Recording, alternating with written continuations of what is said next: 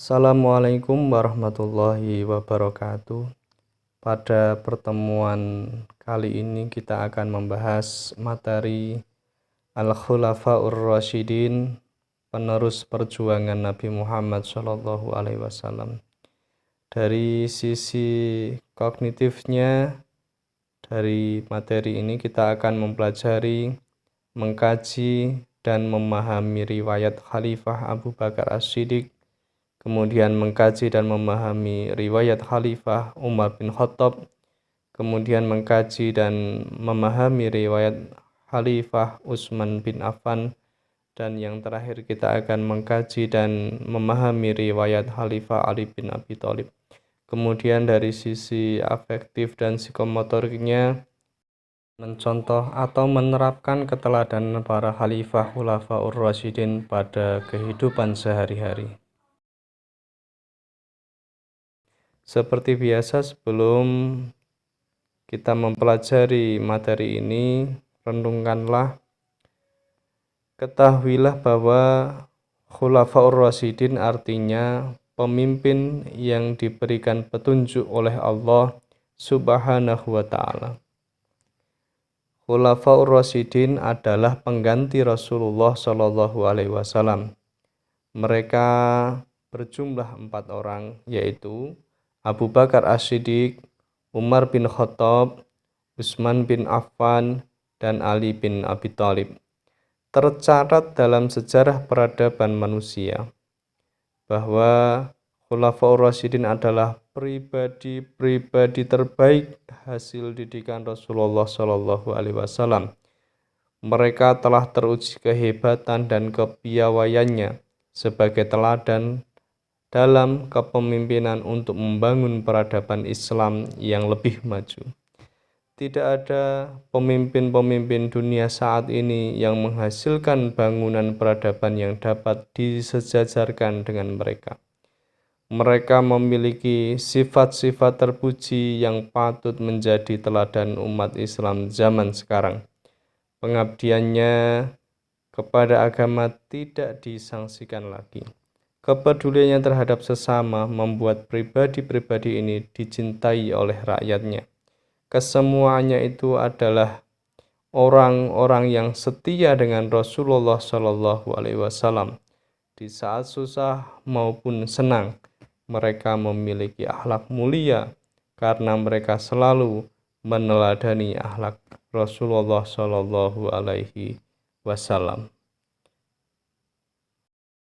Khalifah yang pertama adalah Khalifah Abu Bakar As-Siddiq, bijaksana dan tegas.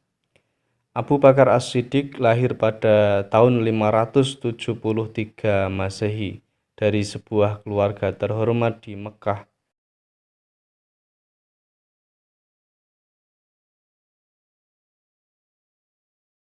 Dua tahun 1 bulan setelah kelahiran Nabi Muhammad SAW.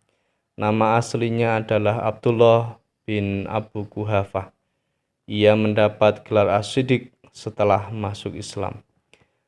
Abu Bakar diberi gelar oleh Rasulullah As-Siddiq, artinya yang benar. Mengapa beliau mendapatkan gelar seperti itu?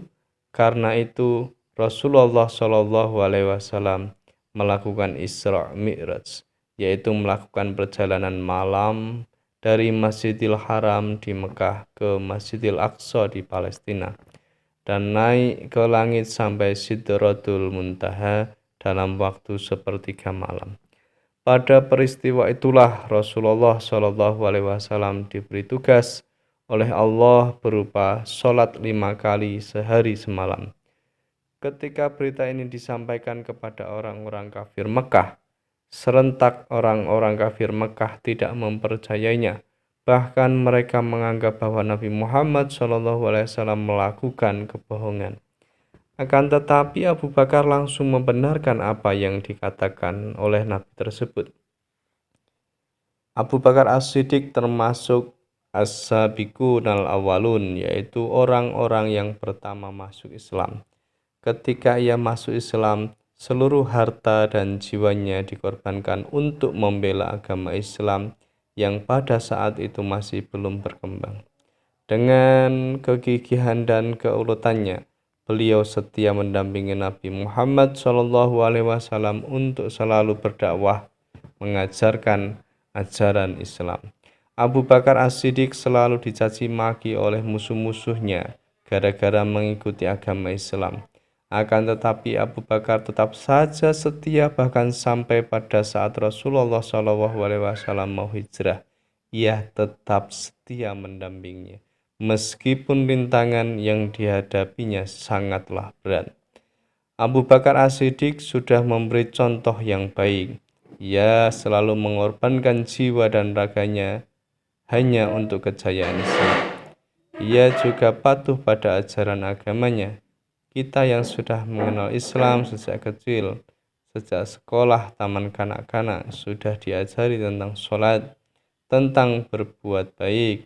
Tentu sekarang tinggal mengamalkannya dalam kehidupan sehari-hari. Kita harus yakin, jika kita dan orang lain berbuat baik, niscaya dunia ini akan aman dan tentram.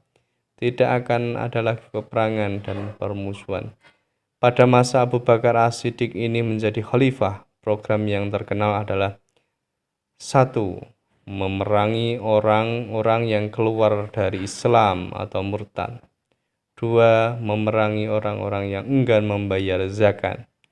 3. Memerangi orang-orang yang mengaku menjadi nabi palsu.